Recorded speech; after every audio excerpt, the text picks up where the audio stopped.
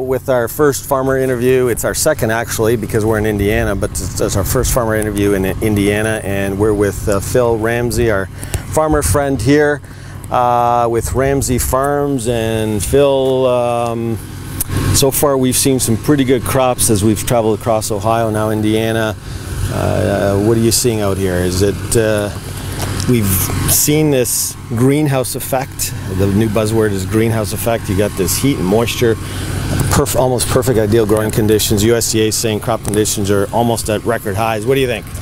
The corn and beans are growing very good.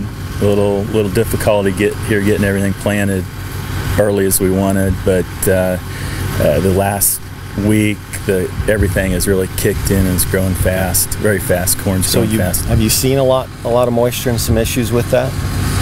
Yeah, we have. We've pretty much been wet all spring. We've been struggling to get our hydrous on, and then we're struggling now to get our spraying done between rains.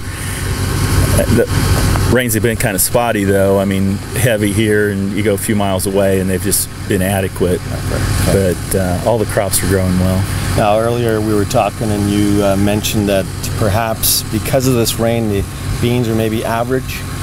I would guess the beans are going to be in the average range. They've got plenty of time for it to dry up and get warmer for them, but if this weather pattern stays, I would guess that the beans will just be average to maybe a tick below average this year. And what about the corn? The buzz on the markets are that 170, 180 yield this year. What do you think? Is that possible?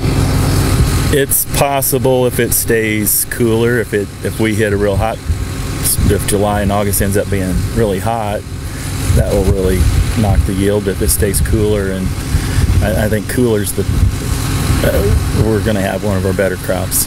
Yeah. Well, thank you for your time. Appreciate it. You're welcome.